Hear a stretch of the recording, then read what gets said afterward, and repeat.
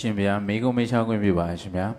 ဟန်းတော်များဘောလုံးပွဲလောင်းတာတို့တက်တူးထိုးတာတို့ဟာမြည်သည့်အပြစ်များဖြစ်နိုင်ပါသနည်းဗျာ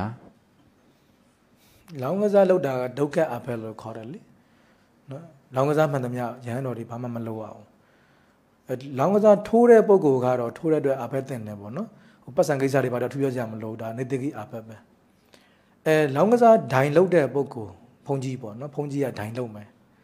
အဲ့ဒါနည်းနည်းပြဿနာရှိတယ်ဘုန်းကြီးကဒိုင်လုတ်တယ်နောက် तू မယောနိုင်ဘူးလေ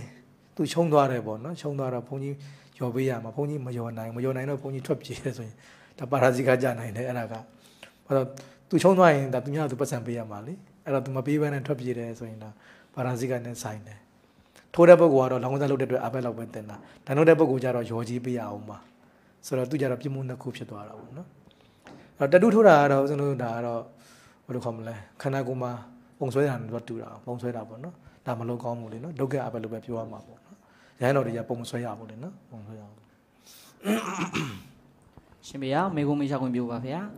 ဒေါသအရန်ကြီးရဲ့လူကဒေါသငြင်းအောင်လို့ဘလိုမျိုးပြုမှုနေထိုင်ရမလဲဆိုတာရှင်းပြပေးပါရှင်ဗျာဒေါသငြင်းနေဟိုတနေ့ကတော့ရထွန်းတင်တာတွေ့လိုက်ပါတယ်ဒေါသပင်ဒီ1 2 3နဲ့တွေ့လိုက်ပါတယ်စာထဲမှာတော့အများကြီးပဲနော်ဒေါသပင်ဒီတွေတော်တော်များပါတယ်အဲ့တော့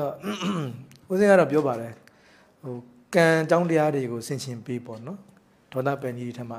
ဝိပဿနာရှုပြီးတော့လည်းပယ်နိုင်တယ်လို့ကံတရားကိုဆင်ခြင်ပြီးတော့ပယ်နိုင်တယ်ကိုကဗုဒ္ဓဘာသာဝင်ဆိုတော့ဒီနည်းစနစ်ကိုသုံးနိုင်ပါတယ်ဗုဒ္ဓဘာသာဝင်မဟုတ်တဲ့ပုဂ္ဂိုလ်ဆိုတော့တခြားနည်းတစ်ခုနဲ့သုံးရမှာပေါ့နော်ကိုကဗုဒ္ဓဘာသာဆိုတော့ကံကိုဆင်ခြင်နိုင်ပါတယ်နော်ဦးစင်းတို့မြင်ရတယ်ဆိုတာမြင်သိစိတ်ကြားသိစိတ်နားသိစိတ်ထိသိစိတ်ပေါ့နော်ဒါကုသလဝိဘတ်အကုသလဝိဘတ်ရှိတယ်လေမကောင်းတာတွေကိုမြင်ရကြားရထိရသိရရင်ဒါအကုသလဝိဘတ်စိတ်လို့ခေါ်တယ်ကောင်းတာတွေကိုမြင်ရကြားရရင်ကုသလဝိဘတ်စိတ်လို့ခေါ်တယ်နော်ဝိဘတ်စိတ်အကျိုးတရားတွေပေါ့ဒီကုသလဝိဘတ်စိတ်အကုသလဝိဘတ်စိတ်တွေကသူများကြောင့်ဖြစ်တာမဟုတ်ဘူးကိုလှုပ်ခဲ့တဲ့ကုသိုလ်ကံအကုသိုလ်ကံတွေကြောင့်ဒီအကုသလဝိဘတ်ကုသလဝိဘတ်တွေဖြစ်လာတာအဲ့တော့ဟိုပုဂ္ဂိုလ်ကကိုယ့်ကိုဆဲလိုက်တော့ကိုယ်နားထဲမှာကြားသိတဲ့စိတ်တွေဖြစ်လာတယ်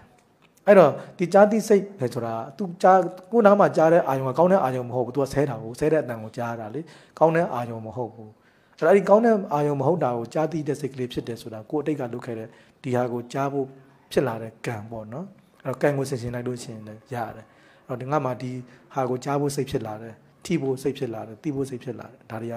အရင်ဘဝကလုပ်ခဲ့တဲ့အကုသိုလ်ကံအကျိုးဆက်ပဲနောက်တစ်ခါခုနကနော်ဟိုအရင်ဘဝတုန်းကတော့ငါသူများကိုဒီလိုမျိုးဆဲခဲ့ဘူးလိမ့်မယ်ဒါကြောင့်ငါအခုလိုမျိုးငါပြန်ခံရတာပါလားဆိုတော့ကံမနိယာမသဘောတရားကိုတွေးပြီးပေါ့နော်အဲဆိုရင်ဒါအရင်ဘဝတုန်းကငါလုပ်ခဲ့တဲ့ဟာငါပြန်ခံရတာပဲအဲ့တော့သူ့မှာအဖြစ်မရှိဘူးငါလုပ်ခဲ့တဲ့ငါကံငါရတာကိုယ်ကံကိုပဲကိုပြစ်တယ်ကိုယ်လည်းပြစ်မတင်ဘူးနော်တချို့ကကိုယ်လည်းပြစ်တင်တယ်အဲ့ဒါလည်းမှားတယ်ကိုယ်လည်းပြစ်မတင်တယ်သူများလည်းပြစ်မတင်အတိတ်ဘဝလုပ်ခဲ့တဲ့ကံကိုသာကိုယ်ကပြစ်တင်လားအဲ့ဆိုရင်မပြောတည်င်းကဒေါသလေးတော့ကြော့သွားတာပေါ့နော်ပုဂ္ဂိုလ်အနေနဲ့ကိုယ်ကမြင်တဲ့အခါကျတော့ဒေါသဖြစ်တာအောင်နော်အဲ့တော့ကိုယ့်ရဲ့အတိတ်ကံရဲ့အကုသိုလ်ရင်ငါဒီလိုဖြစ်တာပါလားလို့ဆင်ခြင်လိုက်ရင်ကြော့သွားတာပေါ့နော်ဒေါသစိတ်ကလေး